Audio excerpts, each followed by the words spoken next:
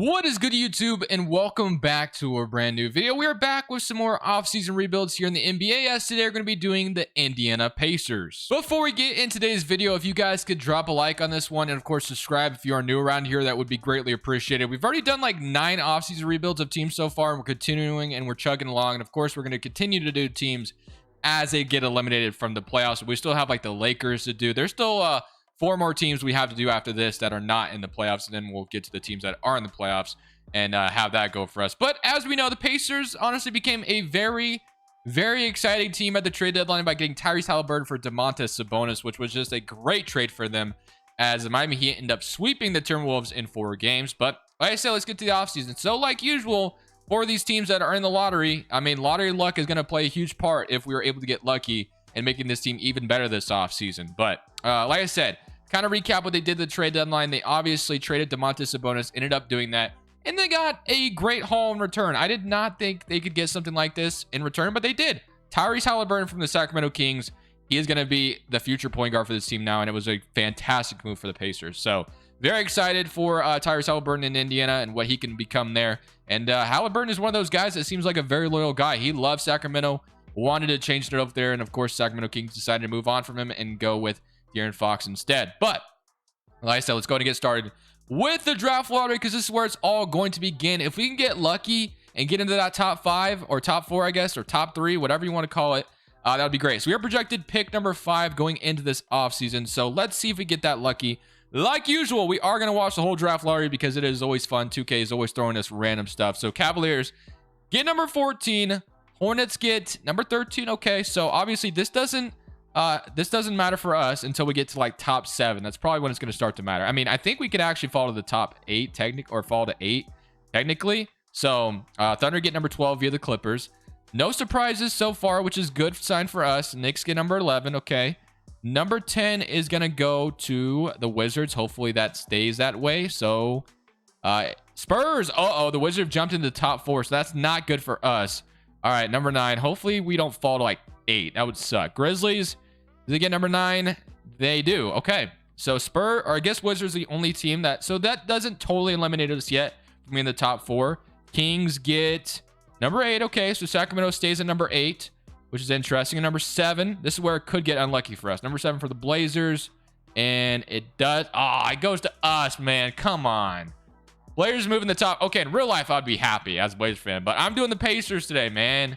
All right, we get number 7 in this draft, so that's rather unfortunate. Not gonna lie, I would have loved, obviously, a top 3 pick, walk away with like Chet Holmgren or something like that. But unfortunately for us, we get number 7. The Magic get number 1. Thunder get number 2, and then Blazers get number 3. So let's go to staff signing, which I would have loved. Like, why couldn't I get that luck yesterday when I was rebuilding the Portland Trail? Whatever, I don't understand. But staff signing. Rick Carlisle, I think there has been some rumors that Rick Carlisle could step away from Indiana, but I'm not going to fire him because I don't know if that's for sure a real rumor. I thought I heard something like that, but I don't know. Maybe it's just me making up stuff in my head. Who knows? But we'll sign all these staff members, get this staff filled out a little bit, and then we can move on and probably make some trades, because there is a couple more guys that I think the Pacers should try to move on from. Whether you decide to keep Miles Turner or not, it sounds like they were going to, but of course he kind of injured himself at the trade deadline, and there was really no point of him playing for the rest of the season, so he didn't really get to play towards the end of the season. But there was always rumors about whether or not you move on from him or Sabonis.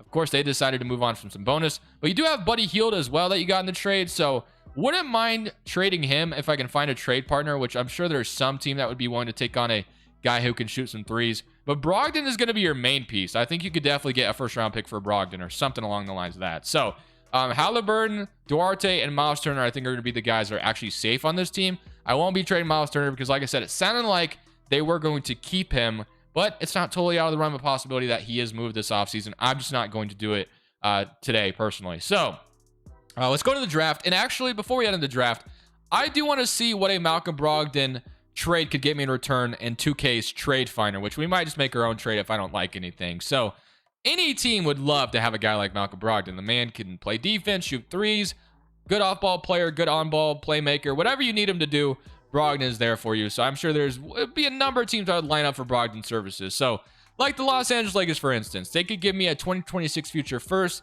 and they give me Taylor Horton-Tucker, which honestly is not a bad thing at all, because we could just continue to take a chance on the young players and put Taylor Horton-Tucker next to Tyrese Haliburton and see if something comes out of it. We'll see if we come back to that trade. That might not be a bad one. Magic doesn't really make any sense for them to want Brogdon, so we won't do that.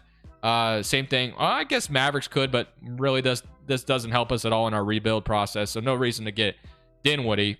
Valanciunas would be cool. Jeremy Grant, we don't really need. OG Anunoby. So basically, we trade a first and we get OG Anunoby in return, which I wouldn't mind that. I just don't think I'm going to do that trade. And then Keldon Johnson would be cool, but I don't think the Spurs would do that. And then Clay, that's not going to happen. So personally, I kind of like this trade from the Los Angeles Lakers. We get a 21-year-old small forward, and we get a future first-round pick, which that first could definitely turn into something. Can I squeeze like a couple of seconds out of them as well, just to like kind of, yeah, they want to swap. Okay, so it's just kind of some second swaps. Yeah, let's do this. We're going to get a first in return and Taylor Horton-Tucker, who could maybe become something here in Indiana. So I like that trade. I mean, I think we could have maybe gotten more somewhere else, but I like the trade. So we get Taylor Horton-Tucker, who can maybe become something over here in Indiana, gets out of LA, and the Lakers get themselves a point guard they could put on their roster. And of course, that will mean whatever they decide to do with Russell Westbrook, but that eliminates the Pacers from wanting Westbrook. But now we have the 7th overall pick, so we'll go ahead and see what we can get here at number 7. We have Jaden Ivey that fell all the way to number 7. I don't know if that happens in real life, but I can't pass on him, right? So we got Paulo, Jabari, AJ Griffin went number 3. Really, Blazers, you had a chance to draft Chet Holmgren at number 3, and you drafted AJ Griffin. And then, oh my goodness, Chet Holmgren almost fell to me at number 7. Damn, these guys were just falling. How do the Rockets or Wizards not take Chet Holmgren? That doesn't make any sense. Jaden Ivey is still here, though, and I'm going to go ahead and take him. There's no reason not to. Jaden Ivey, welcome to Indiana. I don't know if he would fall to me at number 7 in real life, but I am very much okay with that. So just like that, we get Jaden Ivey with our 7th overall pick and add him to the Indiana Pacers, which I think is an absolute freaking W. So welcome to the team. And we'll accept Jalen Smith, Brissett, and Goga Badotze. So that'll be awesome. Qualifying offers, we'll offer them. Not going to be a huge loss if we do end up losing those guys. But free agency. TJ Warren, I imagine, is going to be signing a mid-level with some team because he hasn't played basketball in quite some time. So TJ Warren will not be back with us. We could sign and trade him, which is possible, but I just don't even know what his value would be because, like I said, the man literally hasn't played since the bubble, I think. So, but right now, if we look at our team as it currently stands, yeah, Haliburton, TJ McConnell, got Jaden Ivey out of the draft. You have Buddy Hield, which I still want to maybe find a partner for him. Chris Duarte and Taylor Horton-Tucker. Then you have Jalen Smith, who I like, and I like how they got him from the Phoenix Suns. I think they did that at the trade deadline as well. And O'Shea Brissett, and of course, Miles Turner and Isaiah Jackson. So there's actually a lot to be excited about. So I guess the one thing I wouldn't mind doing is trading Buddy Hield as well. And not really sure what I want to get in return for Buddy Hield, but I wouldn't mind getting something for the guy. So let's see if we can maybe make something happen here. So we're going to do kind of the same thing with Brogdon. We're going to look at what 2K has to offer us and see if that makes sense or not. So Ayo Dosunmu from the Bulls. I don't see the Bulls doing that. We get a couple first-round picks from the Grizzlies. The Grizzlies add themselves another shooter. I don't know if Buddy Hield is worth 2 first-round picks, though. I mean, maybe you could make that argument. The Charlotte Hornets trying to get more help with LaMelo Ball. Don't mind that, but that's just like another contract they're taking on with already having Gordon Hayward's contract. So, and Chumo Kiki, the Mavericks, if they were offering a first, I would actually do this trade, but they're not, because David Bertans' contract is something we could swallow for a while because we're rebuilding. And then 2 first-round picks from the Spurs. I don't see them doing that. And then Malik Beasley. But honestly, I wouldn't mind doing this trade with the Mavericks. It looks like Sterling Brown has to be in the trade. But I would definitely try to squeeze a first out of them if possible. So let's see. Because we take on Bertans' contract, and they turn Bertans' contract into Buddy Hield, which wouldn't be bad, but they do trade a future first. Would they accept this? They want a pick swap. We get the swap best, I think, if I'm reading this correctly. I might be totally finessing myself, but regardless, it's not really going to matter in this video. So, yeah, we could do the pick swap. And, well, do I really want to do a pick swap, though? I would rather just have the first straight up. So, I'm going to try I'm going to try my best to get this first round pick. So, if it's not 2026, I can't. Okay, they can't give me 2025. So, they wanted to do a pick swap. Is there something I could throw in this trade as like a throw in? Maybe just entice them a little bit more. Maybe Goga Badotze, who's really not going to be getting any minutes for me going forward. They're not going to be able to do it, though. Boban, they could throw in the trade, I guess. I don't know if they do that. Okay. I'll come back to you once I have a Buddy Hield trade figured out, because I do want to get a first, if possible, for Buddy Hield, to be honest with you. So I'm just going to actually just trade him to the Charlotte Hornets that they offered me earlier. So we trade Buddy Hield for a future first and a future second, and the Charlotte Hornets get themselves some more help with LaMelo Ball, and we get a first in return for Buddy Hield. So that is going to be the offseason. I think it ended up actually really nicely for us. I think we should sign a free agent as well, though. Maybe one free agent, and we kind of have a full rotation as it sits, like McConnell, Halliburton, Jaden Ivey. You have Chris Duarte and THT, and then you have Jalen Smith and O'Shea Brissett, who I do like, and then Isaiah Jackson and Miles Turner. So I guess the one thing I could maybe sign is like a guard. So, I mean, we could like sign like Simons technically, but he's going to just get matched. We got Malik Monk, who played really nice in LA. Maybe give Lonnie Walker a contract and steal him from San Antonio. Something like you could do it, or you could even go for Colin Sexton, who's probably going to be somebody who's going to be available, because I imagine the Cavaliers might move on from Sexton. Or we could just go get our boy Lance Stevenson back on this team. And you know what? I might just do that and call it good. So I'll give Lance Stevenson a one-year deal to bring him back to Indiana. Obviously, he has been great in Indiana for years now. So that'll be my offseason. That completes it. So Lance Stevenson, that is just a cherry on top we needed. So Miles Turner going down 2 overall doesn't make any sense to me. But Halliburton going up 86. Duarte is up to a 79. And then Jaden Ivey coming out of the draft with Tyrese Halliburton. Sounds like it's going to be a lot of fun. But let's go this next season. Let's look at our rotation now that we've moved on from the veterans. Got Miles Turner at our center position with Halliburton. I mean, I think this rebuild is going to have to take us 2 off seasons, I would imagine, just because I don't know if this next season we're going to make the playoffs. We'll probably be in the lottery again, I would imagine, but I guess you never really know. So now my rotation, it's Halliburton, it's Jaden Ivey. They want to start Taylor Horn-Tucker, which I'm not opposed to. Then Jalen Smith at the power forward, then Miles Turner at the center, and Chris Duarte, Isaiah Jackson, O'Shea Brissett, and TJ McConnell. So not too shabby. If we take a look at the shot tendencies, Halliburton, I like where it's at, but I'll move it up to like an 81 just in case. Miles Turner, maybe like a 60.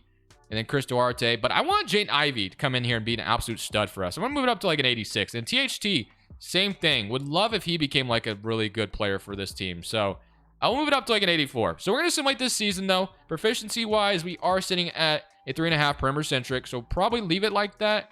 Yeah, we're going to leave it at perimeter-centric. Let's simulate this season with this new-look Pacers roster.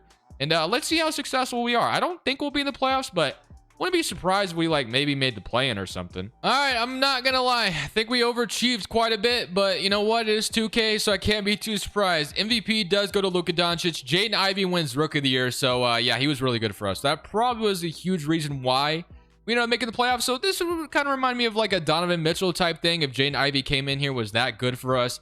Obviously, kind of leads us to the playoffs. Klay Thompson, 6th man of the year. Giannis, Defensive Player of the Year. And then LaMelo's most improved. And Steve Nash, your Coach of the Year. And Dylan Shaw is your executive. So here's your NBA first team. For a second there, we were literally the first seed in the East. I know you guys don't know what seed we were exactly, I don't think, because I think my webcam's in the way. But I guess I could be wrong. Maybe you saw it already. But all NBA first team, we don't really have any Indiana Pacers representing. Same thing over here. And then here's your all NBA third team. But we should have an all-rookie team member with Jaden Ivey winning Rookie of the Year for this Pacers team. And that was honestly a blessing that he fell to us. But we finished as the 4th seed in the East, which I'm a little surprised by. Did not expect that. We ended up going 49-33. And like I said, for a second there, we were literally the 1st seed in the Eastern Conference. So I was like, damn, this team is a lot better than I thought. But if we take a look at the player stats, I'm assuming me messing with the shot tendencies definitely changed some things. As 22 from Halliburton, 22 from Jaden Ivey, and then 18 from Chris Duarte. Maybe should have won 6th man of the year unless if he got inserted in the starting 5, which he probably did. Taylor Horn-Tucker, 14 points. So, yeah, it looks like the guys we brought in ended up being really freaking good. Duarte was solid.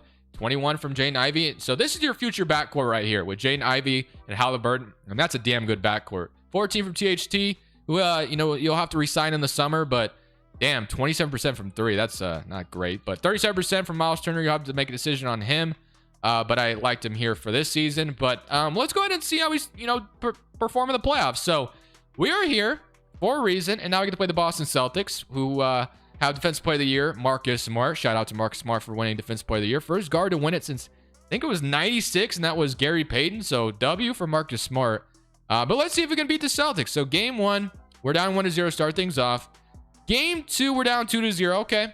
Game 3, we're down 3-0. And, okay, we do win game 4. We won game 5. No way, right? Okay, we get eliminated 6 games. But to be honest with you, it's a blessing that we even got here to begin with. Now, since we did just get eliminated in the first round, I'm going to run it back. I'm going to run it back one more time just because I think this could be another huge offseason for us. So, not sure if we're going to have any lottery picks. I don't think we will. So, probably won't even worry about the draft too much. As far as draft pick, we have the 24th pick. But like I said, I probably won't worry about that too much.